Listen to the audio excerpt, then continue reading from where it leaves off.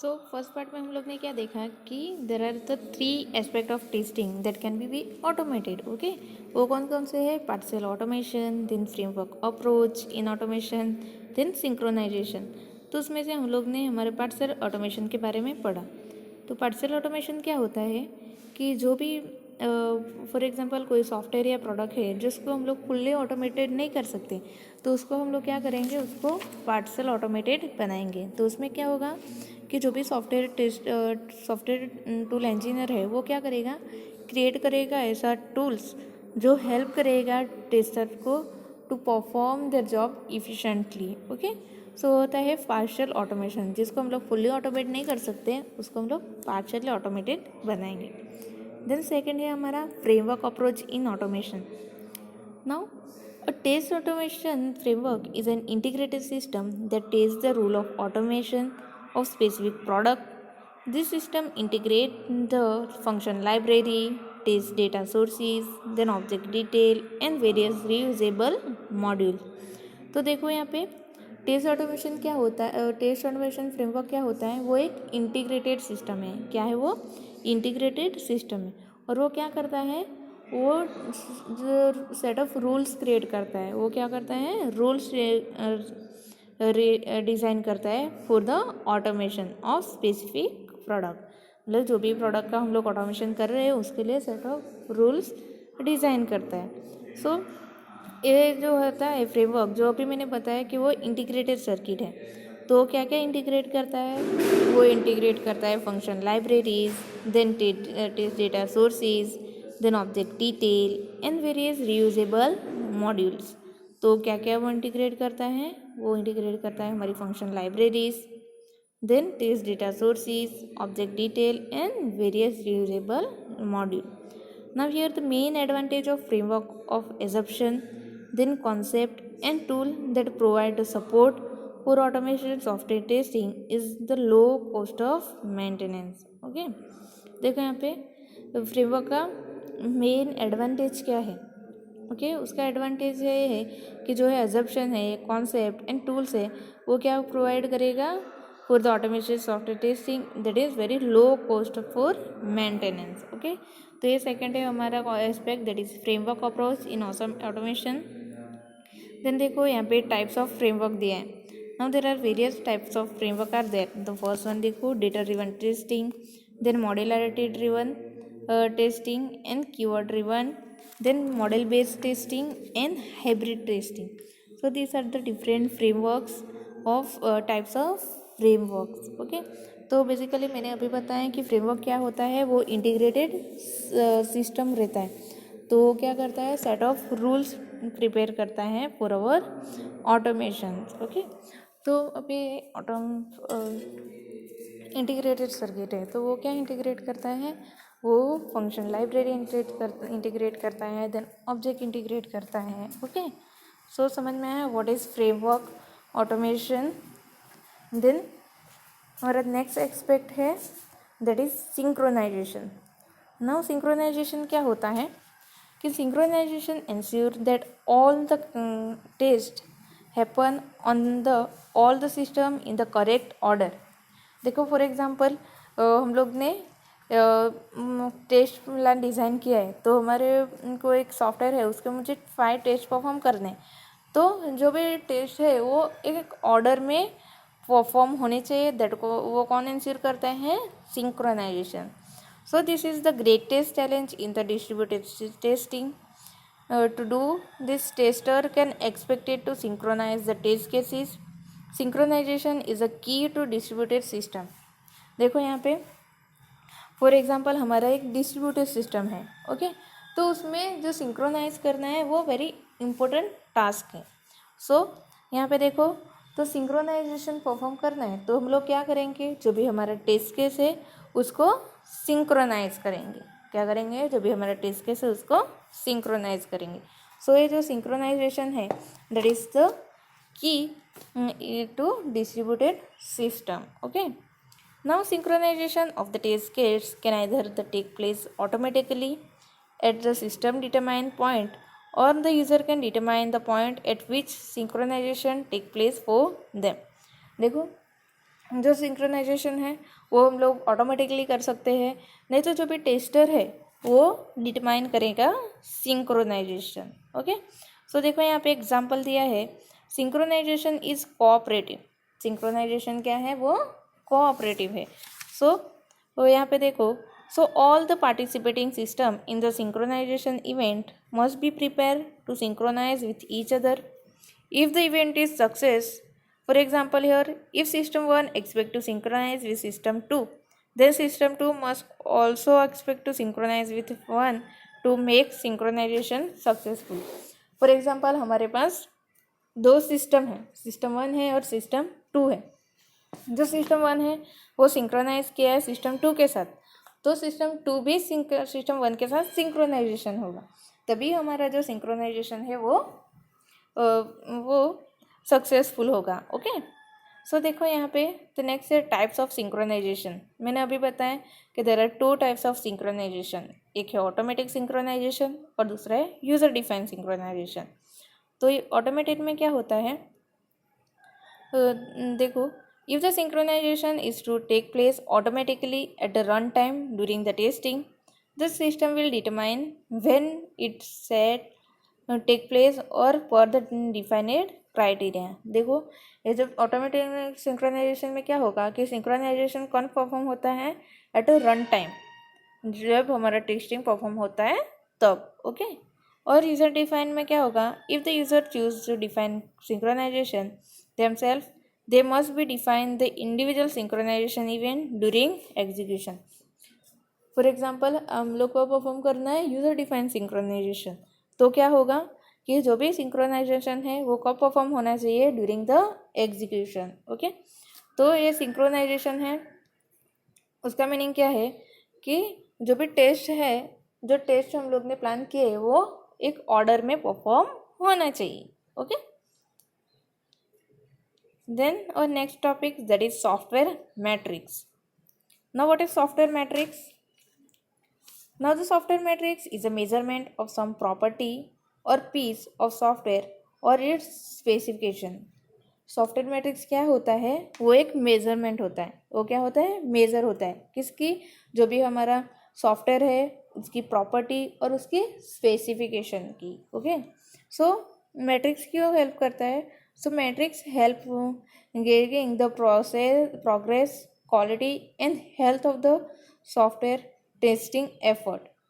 देखो, software metrics हम लोग ने क्या देखा कि वो क्या होता है, मेजरमेंट होता है जो भी हमारा सॉफ्टवेयर है उसकी प्रॉपर्टीज़ का और उसकी स्पेसिफिकेशन का। तो ये जो होता है मैट्रिक्स, वो किस में हेल्प करता है, जो आइडेंटिफाई करना है हमारे सॉफ्टवेयर का उसका प्रोग्रेस, फिर उसकी क्वालिटी एंड उसका health, then it will help. So metrics can also be leverage to evaluate past performance, current status and evaluation future trend. So यहाँ पे देखो, effective metrics are simple, objective, measurable and meaningful and have easy accessible and underline data. देखो, for example कोई metrics हम लोग prepare कर रहे हैं, तो जो इफेक्टिव मैट्रिक्स कब होता है कि वो सिंपल हो, एक तो दूसरा रहेगा कि वो ऑब्जेक्टिव उसका क्लियर हो, देन मेजरेबल हो, then meaningful and have easily access underlying data. Okay, तो ये हमारा सॉफ्टवेयर मैट्रिक्स। उसका मीनिंग क्या है कि सॉफ्टवेयर मैट्रिक्स जो वो क्या है, मेजर है किसका, हमारे सॉफ्टवेयर प्रोडक्ट की प्रॉपर्टीज एंड उसकी स्पेसिफिकेशन का। ओके, देन देखो, what is metric? Metric can be defined as a standard of measurement. Metric क्या है, standard of measurement. So metric is a unit used for describe or measuring an attribute. metric क्या है, वो जैसे हमारा for example for distance है, distance का unit रहेगा मीटर। ओके, वैसे ही हम लोग को मेजरमेंट जिसके जो एट्रीब्यूट है उसका यूनिट रहेगा metric. So metric is a unit for describing और मेजरिंग द एट्रीब्यूट। एट्रीब्यूट को डिस्क्राइब करना है या उसको मेज़र करना है तो उसका यूनिट क्या रहेगा, that is metric. So test metric are the mean by which the software quality can be measure. Now the test metric provide the visibility into the readliness the product and give the clear measurement of the quality and completeness of the product. So यहाँ पे देखो जो भी हमारा test matric है वो क्या provide करता है, वो विजिबिलिटी प्रोवाइड करता है किसके लिए, रीडलीनेस के लिए. देन वो क्या प्रोवाइड करता है, give the clear measurement of the quality and completeness of the product. जो भी हमारा प्रोडक्ट है उसको उसकी क्वालिटी और उसके कंप्लीटनेस का क्लियर मेजरमेंट प्रोवाइड करता है. सो देखो यहाँ पे लास्ट में आपको डेफिनेशन दी है. Definition of the software metric given by the Paul Goodman. कौन सी डेफिनेशन दी है पॉल गॉडमैन ने? The software metrics is a measurement based technique which is applied to process, product and service to apply the engineering and measurement information and working on the information supplied to give the process, product and service if required. Now this definition is given by the Paul Godnes. और यहाँ पे देखो आपको test matric का एक diagram दिया है. First क्या आता है उसमें, मेजरमेंट बेस्ड टेक्निक. ये जो आप लोग को डायग्राम दिया है that is based on this definition. वो डेफिनेशन पे बेस है. तो क्या है आता है first measurement based technique. Okay, वो किसको अप्लाइड होता है, to the process, product and service. देखो सॉफ्टवेयर मैट्रिक्स क्या है, मेजरमेंट बेस्ड टेक्निक है. वो किसको अप्लाइड होता है, process, product and service. Then क्या है दूसरा, to supply and to improve.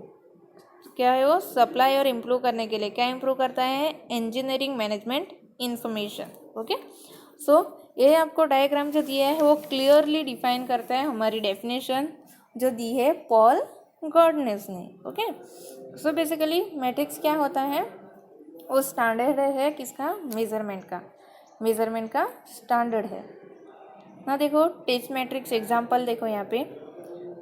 तो फर्स्ट एग्जांपल है, how many defect are existed with in the module.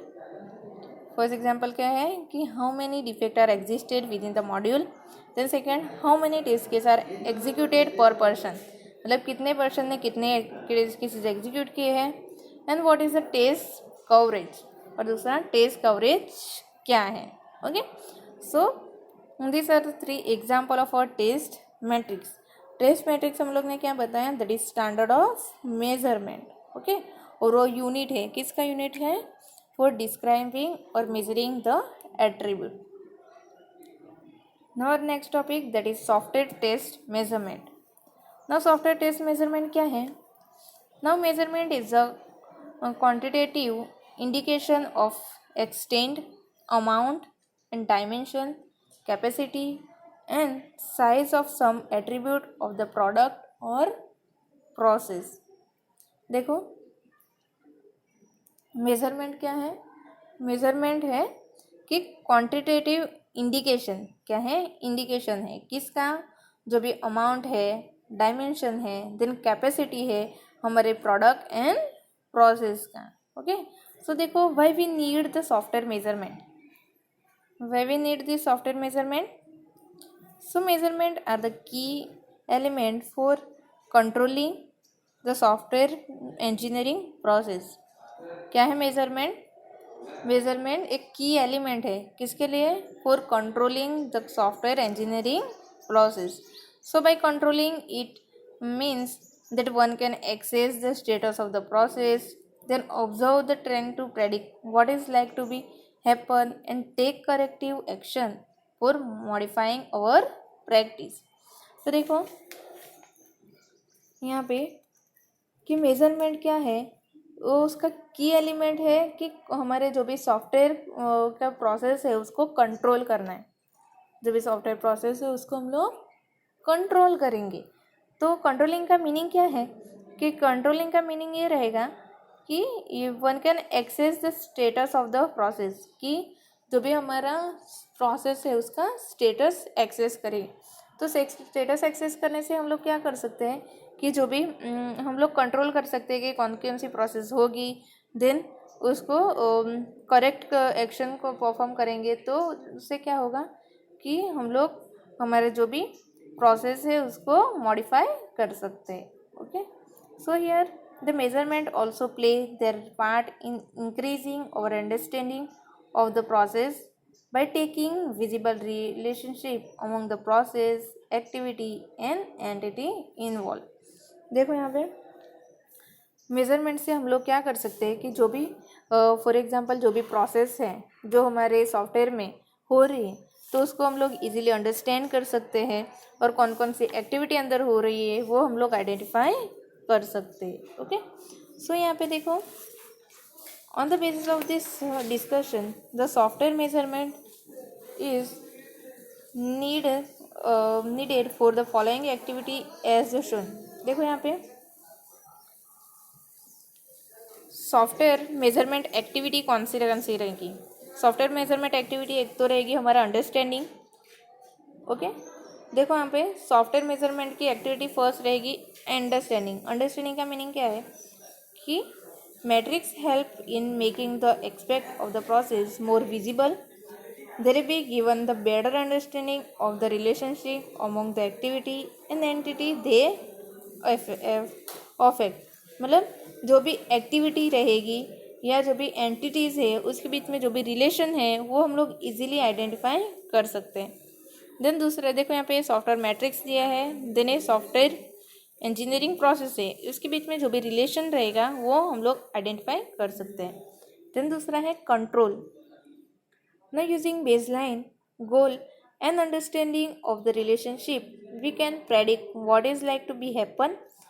Correspondingly, make appropriate change in the process to help meet the goal. देखो for example हमारे पास base line होगा मतलब guideline होगा जो भी हमारा सॉफ्टवेयर का, फिर उसका गोल रहेगा, फिर उसकी अंडरस्टैंडिंग रहेगी कौन कौन सी एक्टिविटी है, फिर उसके रिलेशनशिप का अंडरस्टैंडिंग रहेगा. तो हम लोग इजीली आइडेंटिफाई कर सकते हैं कि इसके बाद कौन सी एक्टिविटी होने वाली है, फिर उसको हम लोग कंट्रोल कर सकते हैं to meet our goal. Okay, then third है हमारा इम्प्रूवमेंट. नाउ बाकी taking the corrective action and making the appropriate changes we can improve the product. Improvement का मीनिंग क्या है कि फॉर एग्जांपल अंडरस्टैंडिंग में हम लोग को रिलेशन पता चला डिफरेंट मैट्रिक्स के बीच में या डिफरेंट प्रोसेस के बीच में. देन कंट्रोल में हम लोग ने क्या किया कि हम लोग को पता चल रहा है कि इसके बाद कौन सी एक्टिविटी रहेगी, तो उसके अगेंस्ट हम लोग अभी क्या करेंगे इम्प्रूवमेंट में कि जो भी एरर्स आ रही है या बग्स आ रहे हैं तो उसके हम लोग करेक्टिव एक्शन लेंगे. तो उससे क्या होगा कि जो भी हमारा प्रोडक्ट है वो इम्प्रूव होगा. ओके, सो ये क्या है हमारे सॉफ्टवेयर मेजरमेंट एक्टिविटीज़ है. फर्स्ट है अंडरस्टैंडिंग, उसमें हम लोग को रिलेशनशिप अंडरस्टैंड करना है. Then second we have to control, then improve. Okay, then our next plan that is step involve in correcting and analyse the metrics. For example हम लोग को कलेक्ट एंड एनालाइज करना है हमारे मैट्रिक्स, तो उसमें डिफरेंट स्टेप्स इन्वॉल्व हैं. The first step क्या है, आइडेंटिफाई व्हाट टू मेजर. पहले हम लोग को आइडेंटिफाई करना है कि हम लोग को क्या मेज़र करना है. ओके, देन सेकेंड है transform measurement to the metrics. जो भी हमारे मेजरमेंट है उसको हम लोग को ट्रांसफ़र करना है ना metrics. Then decide operation requirement. Then next one is perform metrics analysis. Next step में हम लोग को क्या करना है मैट्रिक्स एनालिसिस, मैट्रिक्स को एनालाइज करना है. Then take action and follow up. हम लोग ने यहाँ पे क्या किया कि हमारे जो मैट्रिक्स है उसको एनालाइज किया, तो उसके मतलब उसको रिलेटेड हम लोग को एक्शन परफॉर्म करना है और फॉलो अप करना है. देन नेक्स्ट है refine measurement and metrics. Then जो भी हम लोग ने एक्शन लिया है उसके बिहाफ पे हम लोग को जो भी हमारा मेजरमेंट एंड मैट्रिक्स है उसको रिफाइन करना है. Okay, so this are the steps that involve in the collecting and analyse our metrics. Okay, so समझ में आया how we can involve collect and analyse the metrics. So आज के lecture में हम लोग ने क्या पढ़ा, we learn about different aspect of our testing tool. Then we learn about the metrics. Metrics क्या होता है, that is the standard of measurement. Then that is the unit that is describe and measuring the and measuring an attribute. Okay, then we learn about measurement. Then in last we learn about the different activities that involve in a measurement, and the different steps that involve in collecting and analyze the matrix. Okay, so I hope you all understand today's topic. Thank you.